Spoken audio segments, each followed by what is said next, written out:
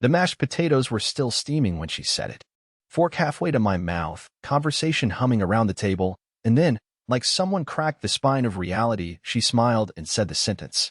I mean, let's be honest, I settled. Silence. Not polite, not dramatic, just cold and surgical, like the breath before a car crash. Her father blinked, unsure whether to laugh. Her mother took a slow sip of wine.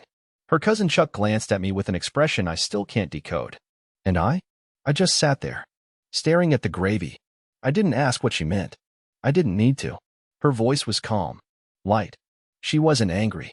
She wasn't joking. It wasn't a fight. It wasn't a slip. It was a conclusion. A thesis delivered mid-bite. I settled. I still had the fork in my hand when I stood up. Still had mashed potatoes on my plate. Still had hope somewhere in my chest. But I didn't say anything. Didn't yell. Didn't cry. Didn't make a scene. I walked out with the same deliberate steps someone might take to toss a photograph into a fire. Not fast. Not slow. Final. I don't remember getting into the car. I don't remember the drive. I just remember the numb throb behind my eyes and the weird realization that I had packed her lunch that morning. Turkey sandwich. Little note inside like always. You're my favorite person. She settled. 7 years. 3 apartments. A cat that hated me. Joint credit cards. Endless, we'll get through this talks. She settled. That word kept echoing. Not cheated. Not left. Not, I don't love you. No. She just decided I was the safe option. The placeholder. The stable disappointment. And she said it with a smile. That night, I slept in the car. Windows cracked. Jacket for a blanket. I didn't text anyone. Didn't post. Didn't scream into the void. I just lay there and counted ceiling stains on the gas station canopy overhead like they were constellations. That was 2 nights ago. This morning, I finally opened my phone. There were 26 messages from her. None said, I'm sorry. None said, come home. All she wrote was, why did you leave like that? She still doesn't get it. But you do, right? I didn't go back for my things. Not that night. Not the next day. Not even when I realized I didn't have my charger, my work laptop, or even a clean pair of socks. I stayed in the car, parked behind a shuttered video rental store with cracked windows and a busted soda machine out front. I think I chose that spot because it felt forgotten, like me. I ran the engine for heat when it got cold and chewed through the emergency granola bars I had stashed in the glove box. It wasn't dramatic. It wasn't some poetic exile. It was just silence. The kind of silence you only hear when someone's smile has finally snapped something inside you. By the second morning, my back hurt like hell, and my phone was on 2%. That's when I decided to turn it on and face it. Her messages weren't frantic, weren't apologetic, weren't even confused. They were sharp and dry, like someone marking attendance. Are you done sulking? You embarrassed me in front of my whole family. It was a joke. You're blowing this out of proportion. Grow up. And finally, you always run from hard conversations. No wonder you're stuck. That last one hit me harder than I expected. Not because it was true, but because she thought it was. She genuinely believed this was about me being fragile, not her casually declaring that I was a consolation prize while scooping up sweet potatoes. I stared at that message until my battery died. I could have gone to my brother's. Could have called a friend. But I didn't. I wandered. Found a public library, charged my phone, washed up in the bathroom like a teenager skipping school, and sat in one of the stiff chairs pretending to read a paperback someone had left behind. I kept thinking about that word, settled. Not because she said it, but because of how comfortably she owned it. No hesitation, no shame. Like it was just another life update. Oh, I got promoted. Oh, I tried that new Thai place. Oh, I married someone I didn't love because I didn't feel like waiting anymore. I started remembering things I had ignored. A month ago, we were at the grocery store and passed a couple holding hands in the cereal aisle. I made a joke, something dumb like, look at those two, making frosted flakes romantic. She didn't even smile. She just said, they'll get over it. Then she picked up oatmeal and moved on. 2 weeks ago, she came home late from a work dinner, smelling like a cologne I don't own. I asked if everything was okay. She said, can we not do the whole insecure thing tonight, and went straight to the shower. I didn't push. I never did. I always told myself I was being respectful, giving her space. But maybe I was just scared of what I'd find if I dug deeper.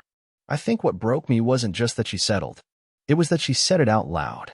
To her family. With pride. As if staying married to someone she didn't really want was an act of endurance. And everyone else? They just nodded. No one came after me. No one asked if I was okay. Maybe because they already knew. Maybe because they agreed. That thought stuck with me. What if they always saw me that way? As the side character. The spare.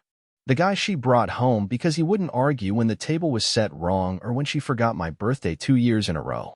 Later that day, I went back, not to confront her, but to get my things. I didn't knock. I used my key. The apartment was clean, as always. Too clean. Like a hotel room someone half lived in. My shoes were still by the door, neatly aligned. My toothbrush was missing. Just mine, not hers. The bedroom closet door was open. Half her clothes were gone. I stood there, holding my charger in one hand, trying to feel something, rage, sorrow, anything. But I didn't.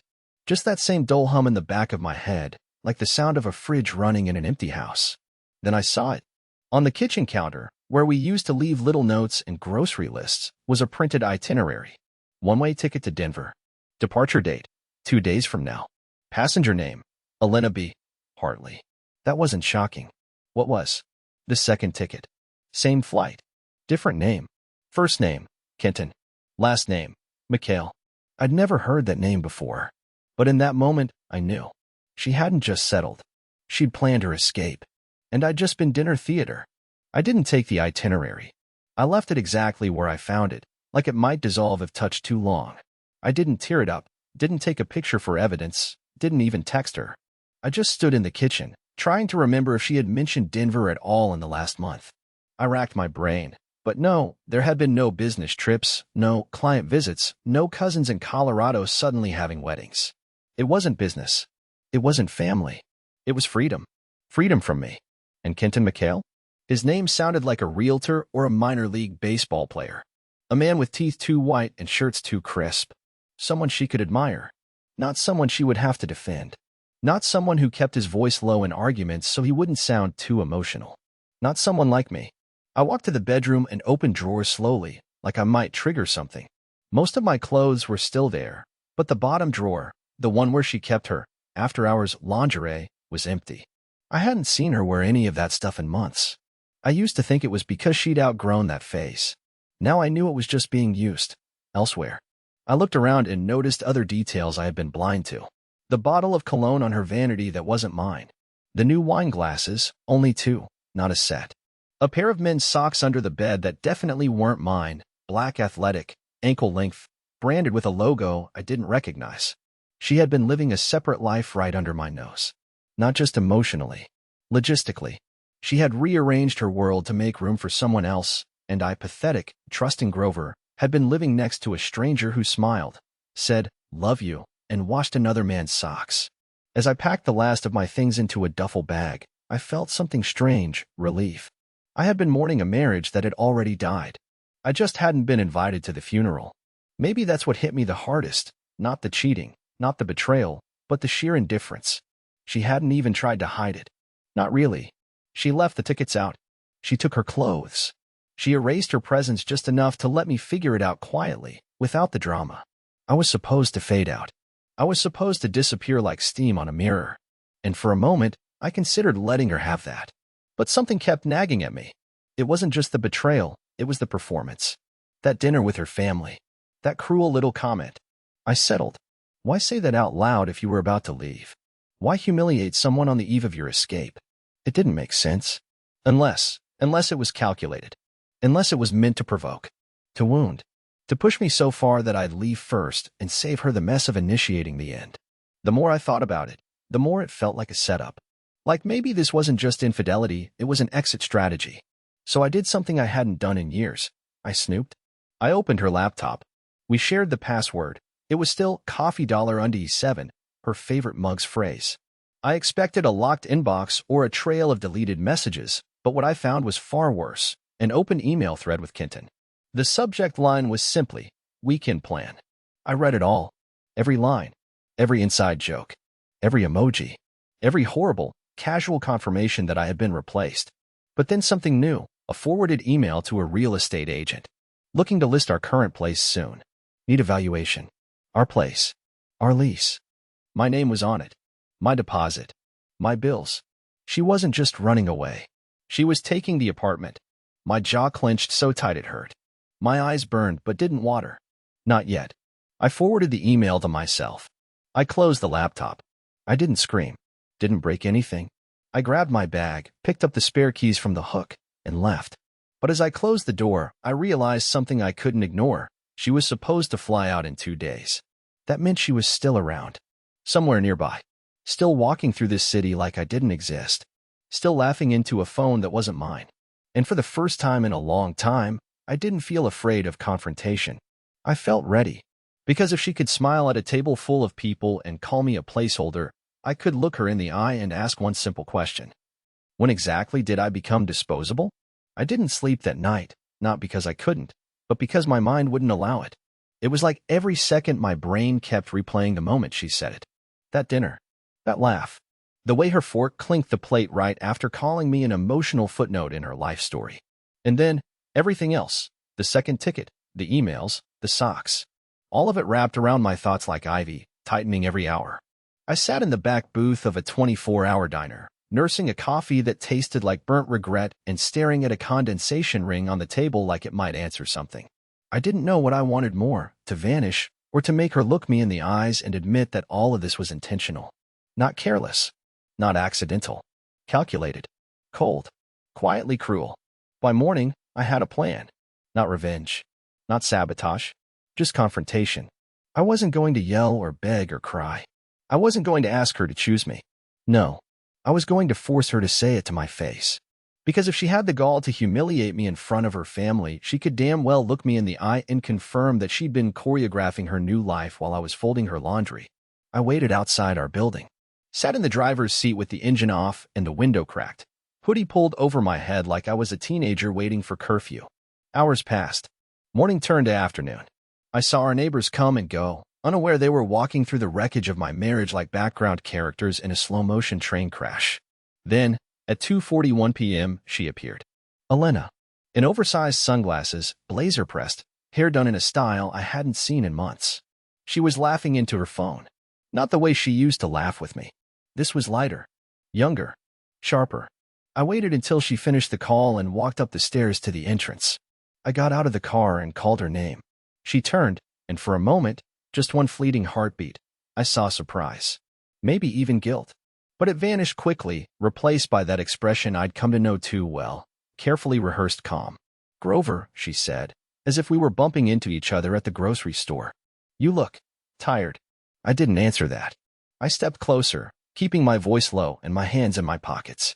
Kenton McHale, I said. Is that his name? She blinked. Not flinched, blinked. A delay, like a buffering screen. You went through my stuff? You left it out, I replied. Like you wanted me to find it. Her jaw tensed, but she didn't respond. I pressed on. When were you going to tell me? At the gate? Or just leave a note taped to the fridge, gone to Denver? Enjoy the rent. I don't owe you an explanation, she said quietly, but her voice cracked halfway through. It's not working, Grover. It hasn't been for a long time.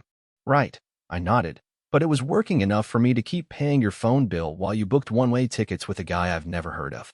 Stop, she hissed, looking around, worried someone might hear. Why? I asked. Embarrassed? Strange, considering you weren't embarrassed when you called me your consolation prize in front of your family. She looked away. For the first time, her composure slipped. And when she spoke, it wasn't with malice. It was with fatigue. You always needed too much. Attention. Reassurance. I felt like I was constantly filling a hole in you that had no bottom. That hit me harder than I expected. Not because it was false, but because it was partly true. I just wanted to feel wanted, I said. And I wanted someone who didn't will every time I forgot to say, thank you, she snapped. You think I'm cruel, but you don't see how exhausting it was to carry your self-worth every day. We stood there in silence. Two people who had tried to love each other in wildly incompatible ways, now separated by a mile-wide misunderstanding neither of us knew how to cross. I felt small. I felt broken. But most of all, I felt done. I'm not going to stop you, I said finally. But you don't get to rewrite the story like I was some anchor around your neck. She swallowed. I'm not trying to. You already did. Then I turned around and walked to my car. As I opened the door, she said, I didn't expect you to leave like that. At dinner. I paused, but didn't look back. You didn't expect me to have a limit, I said. That's the problem. And with that, I drove off. But that wasn't the end. Later that night, I got an email from Kenton. The subject line was, "Let's talk, man." And that was when things took a turn I never saw coming. I stared at the subject line for a full 5 minutes. "Let's talk, man." It sat there in my inbox like a live grenade, small and deceptively polite. It came from a Gmail account with a full name, Kenton McHale. No aliases. No burner vibes. Just a man confident enough to send me a message like he wasn't sleeping with my wife, or maybe because he was. My first instinct was to delete it. My second was to forward it to Elena with a single-word subject line. Seriously? But I did neither. Instead, I clicked. His message was short. Too short. It read, "Hey Grover, I know this is weird, but I'd rather you hear some things from me directly than through her. I don't want this to be uglier than it already is. Can we meet? Public place. No drama. Just want to say what I need to say face to face. Let me know." There was no condescension in his tone. No taunting. No defense. Just directness. It made me nauseous. Not because he was calm, but because I couldn't read him. Was this guilt? A power move? An apology? Or something worse? I reread it 5 times. I imagined how it would look in court if I ever needed it. Then I replied, "Tomorrow, noon. Franklin Park, near the benches by the pond." I didn't sleep that night either.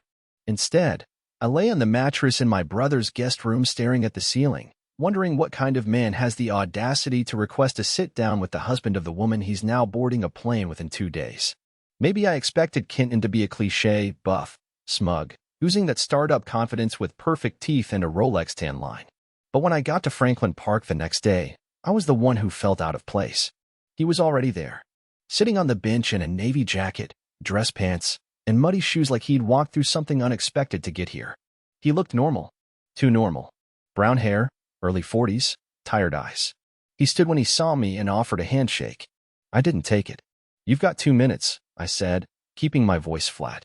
He nodded like he'd expected that. Fair. Then he exhaled, one of those long exhales like someone's about to confess to something they never wanted to say aloud. "I didn't know she was married when we met." I snorted. "Come on." "I didn't," he said firmly, then looked down at his hands. "I met her at a conference. Pharma. She said she was recently divorced. She wore no ring." I had no reason to doubt her. And honestly, I didn't care at first. I wasn't looking for anything real. Neither was she. I didn't speak. I wanted to hear what lie came next. But then, it started feeling real. And about a month ago, I started digging. Call it guilt, call it curiosity. But I found your name. Your wedding registry. A photo. From that moment on, I've been trying to back away. She wouldn't let me. That part hit me like a slap I wasn't ready for. Wouldn't let you? She kept saying it was over between you two. That you were just going through the motions. That she needed a soft exit, and I was helping her find the courage. I laughed loud, bitter. A soft exit? That's what you people call this now. He didn't argue. He just kept going. I don't expect you to forgive me. I just wanted you to know. She lied to both of us. I wasn't trying to steal your life. I was handed a version of it that didn't include you. I stood there, trying to process whether I'd just been given a reason to hate her more or hate myself less. Kenton wasn't blameless, but he wasn't the devil either. He was just the next chapter of the same story, a man who believed her because he wanted to. Just like me. Then he reached into his pocket and pulled out something I never expected, a USB drive. She asked me to help her transfer some files off her work laptop. "I found these accidentally," he said. "Emails. Notes. Some things you might want to see before she leaves." I didn't take it. Not at first. "Why give this to me?" "Because I'm done," he said quietly. "And because I think you deserve to know who you've really been living with." I took the drive without another word. He didn't try to explain further. He simply nodded and walked away, disappearing into the edge of the park like a man escaping his own mess. Back in the car, I held the drive in my hand like it might bite me. I didn't plug it in. Not yet. I wasn't sure I could handle whatever was on it. But one thing was now certain. She hadn't just rewritten our marriage for Kenton. She had rehearsed it. And whatever script she was following. I was never meant to see the final draft. I didn't open the flash drive right away. It sat on the passenger seat for the rest of the day like a snake coiled in a velvet box, daring me to touch it. I'd never realized how much courage it took to willingly invite pain. That's what it was, really. I already knew enough. She had cheated, lied, planned her exit down to the airport gate. And now Kenton, the accidental homewrecker, had handed me the director's cut of my own humiliation. But as much as I wanted to ignore it, to burn the damn thing and let silence swallow the rest, I couldn't. There was a part of me, ugly, desperate, haunted, that needed to know the whole truth. Not the bits I overheard. Not the scraps she left out for me to find. The full, unfiltered, uncut truth she had carefully hidden while pretending to share a life with me. So that night, I checked into a cheap roadside motel. I couldn't bear to go back to my brother's place. I needed isolation. A cocoon for whatever this would become. The room smelled like mildew and chemical citrus, the Wi-Fi barely worked, and the lamp flickered if you looked at it too hard. But it was mine. For one night, at least, it was my cave. I plugged the USB into my laptop with the kind of dread usually reserved for courtrooms and hospital test results. There were 3 folders: drafts, calls, and voice memos. My stomach clenched when I saw the last one. I opened drafts first, thinking it would be emails, maybe diary-style letters or unsent confessions. I was wrong. The drafts were scripts. Literal scripts. Written like a screenplay. Characters: me, Grover, Kenton. Even her parents were in some. They were broken down into acts, with dialogue, stage directions, emotions in parentheses. She had scripted our confrontations. One file was titled Grover, Phase 3, Deflection Strategy. Another, Grover, Phase 5, Emotional Reversal. They were detailed, cold, strategized like corporate negotiations. She wrote things like, if he brings up my phone, pivot to, you never trust me. Don't escalate. Let him look petty. Or when accused, gently cry. Let him feel like the aggressor. Use family dinner tone, calm, condescending, clean. I sat back in my chair, mouth dry. These weren't moments of stress. They weren't emotional journal entries. These were rehearsed defense plans. She'd never been overwhelmed. She'd been prepared. Every time I thought she was being reactive, she was running a playbook. And I had followed her cues like a well-trained extra, never realizing I wasn't the co-star. I was the obstacle. Then I opened the calls folder. It was full of exported chat logs and call summaries. She had taken notes after every phone call with Kenton. Literal notes. Timestamped. Labeled. Kenton call 11. Told him I'm unhappy. He responded well. Still hesitant about future. Or call 23. Grover suspicious. Must downplay tension. My marriage had footnotes. She wasn't venting to her lover. She was documenting progress. But what froze me wasn't the content. It was the consistency. She had been doing this for nearly a year. A year. While I was buying flowers, planning our anniversary trip, learning to cook her favorite risotto, she was cataloging my emotional fragility and mapping the exit like a covert operation. Finally, I opened the last folder, voice memos. The first recording was 36 seconds. Just her voice. Calm, clear, analytical. Today he cried when I forgot our date. Again. I didn't apologize. I said, you're too sensitive. It worked. He apologized for making me feel bad. That's the 3rd time this month. Kenton was right. He folds too easily. I'll keep that approach. The second recording was longer. He asked if I'm cheating. I said no. I said it with a little laugh. Disbelief sells better than outrage. He dropped it. I think we're good for another few weeks. I need the apartment clean before I tell him. Maybe the dinner at my parents' will push him far enough to walk. That was the moment my breath stopped. She had planned that dinner. Planned the line. Planned the laugh. Planned my reaction. She didn't just humiliate me for fun. She weaponized it as an exit strategy. I had been played like an instrument. And I, trusting, over-accommodating, spineless Grover, had sung every note exactly as she composed it.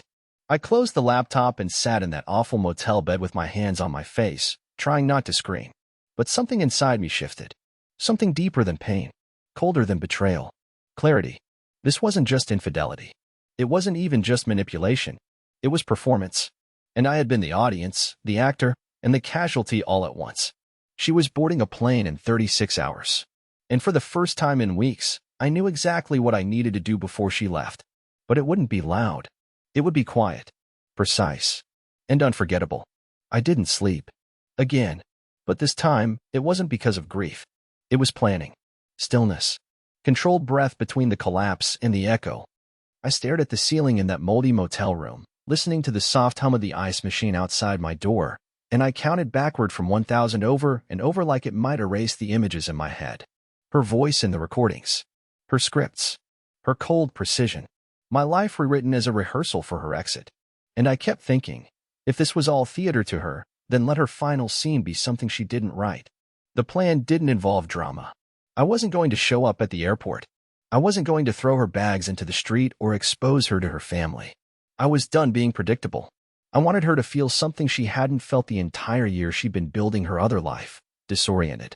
She had no idea I had the files. No idea Kenton had flipped the script. No idea that her perfectly coordinated flight, new apartment, and new man were no longer neat little puzzle pieces. I wasn't going to stop her from leaving, but I wasn't going to let her vanish on her own terms either. So, just after sunrise, I drove back to the apartment. My name was still on the lease. My key still worked. I entered quietly, like a burglar who had lost everything and decided to rob nothing but silence. The place was spotless.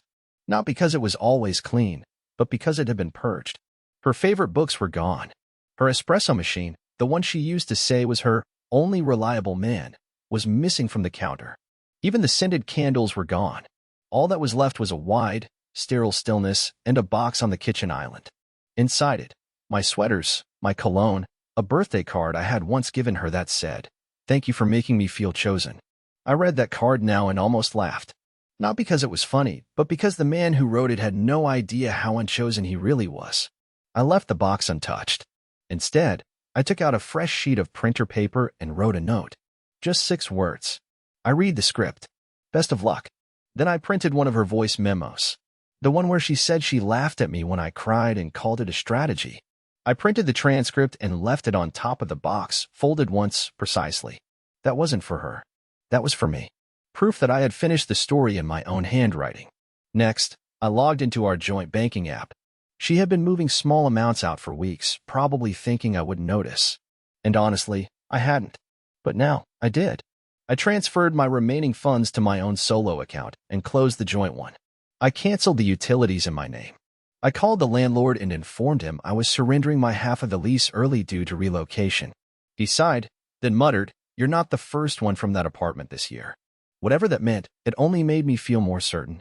And finally, I opened her calendar. She had a reminder set, Uber to airport, 2 p.m. I added a second one beneath it, "Grover won't be here when you return." Then I left. I didn't block her number. I didn't post anything online. I didn't tell her parents, though maybe I should have. I simply walked out of the apartment, locked the door one last time, and dropped the keys in the mailbox. It felt like unplugging something. Not a dramatic yank, but a quiet click. Power off. Scene over. I drove to the lake. It was cold, but I didn't care. I stood by the water for what must have been an hour, staring at nothing. The wind off the surface was sharp and indifferent, and I welcomed it. For the first time in a long time, there was no noise in my head. No calculations. No self-doubt.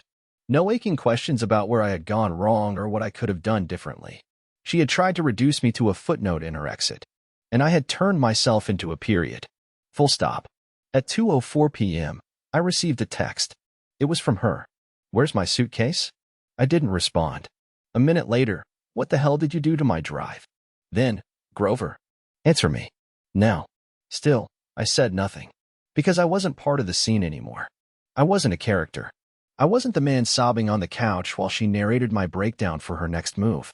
I was just gone. And in that silence, I could finally breathe. But the next message changed everything. This one wasn't from her. It was from a number I didn't recognize. "Hey, you don't know me, but I think you should see this. I've been seeing her too. She told me she was divorced. I just found your name today. Check your email." Attached was a screenshot of her with someone else. Not Kenton. Another man. Different city. Different timeline. Same lie. And suddenly, I realized she wasn't escaping to Denver. She was circling.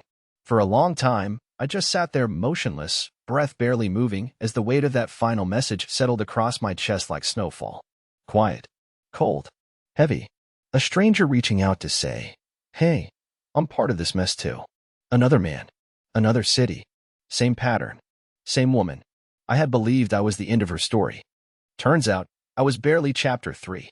I stared at the screenshot, the timestamp, the location, the same smile she had once given me. It wasn't shocking anymore. Just hollow. Like finding out your childhood home was bulldozed long ago, and no one bothered to tell you. But strangely, that moment didn't break me. It didn't even sting. It cleared the last fog from my eyes. She hadn't chosen Kenton over me. She hadn't even chosen Kenton. She had never chosen anyone. She was running from herself, scattering versions of her identity across cities, faces, moments. I was never the destination. I was a rest stop, a familiar, predictable pause in her constant migration toward the next temporary thrill. I closed my laptop and powered off my phone. I didn't need to see more. I didn't reply to the new guy. I didn't tell him what I knew, didn't warn him. Because if he had just now discovered her patterns, he needed the same experience I had to finally see her clearly. You can't be talked out of an illusion. You have to watch it collapse for yourself. The next few days passed quietly. I stayed off social media, didn't respond to texts from anyone, not even my brother. I rented a short-term studio across town. Tiny place, nothing special. But it had morning light that poured through the blinds like warm breath and a creaky floor that made it impossible to sneak past your own thoughts. It was honest. It was mine. I started running. Slowly at first, awkwardly. My knees hated it. My lungs burned. But each morning I forced myself out the door. Some days it was 5 blocks. Some days, just a walk. But it became my ritual. Something she had never touched. Something that wasn't borrowed from our past or shaped by her voice. I changed my email address. My phone number. I deleted the shared cloud album. The little rituals of digital closure. And with every deleted photo, every unsubscribed memory, I felt a little more air enter my ribs. But the moment that truly changed me came unexpectedly. One afternoon, I passed a park bench near Franklin Pond, the same bench where Kenton had handed me the drive, and saw a man sitting there, staring into the water. He looked worn, hunched, the same way I must have looked then. He was gripping a phone, jaw tight, blinking hard. And I didn't know his story. Maybe it was the beginning. Maybe it was the middle. But I knew the weight in his eyes. I knew the sharpness of sudden awareness. I sat next to him without saying anything. After a moment, he glanced at me. Rough day. I nodded. It gets better. Slowly. But it does. That was it. No lecture. No advice. Just a small gift from one broken man to another. A sentence I would have given anything to hear that night in the motel. Weeks passed. I started journaling. Not about her. About me. About what I missed in myself while I was busy orbiting someone else's needs. I started drawing again poorly, but freely. I picked up a used guitar and strummed until my fingers blistered. I even signed up for a local cooking class. Ironically, I was the only one there without a partner. And for the first time, that didn't feel like a punishment. It felt like space. Space to relearn who I was before I let someone else rewrite me. I saw Elena's name in the news once, buried in a press release from a pharmaceutical merger. I didn't click. I didn't wonder. Whatever chapter she was on, it was no longer mine to read.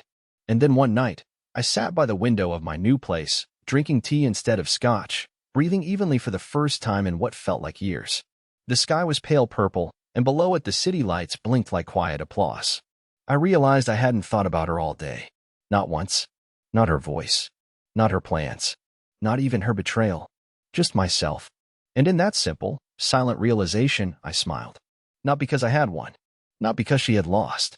But because I had finally left the stage. And started living my own script. The one I would never let anyone else write again.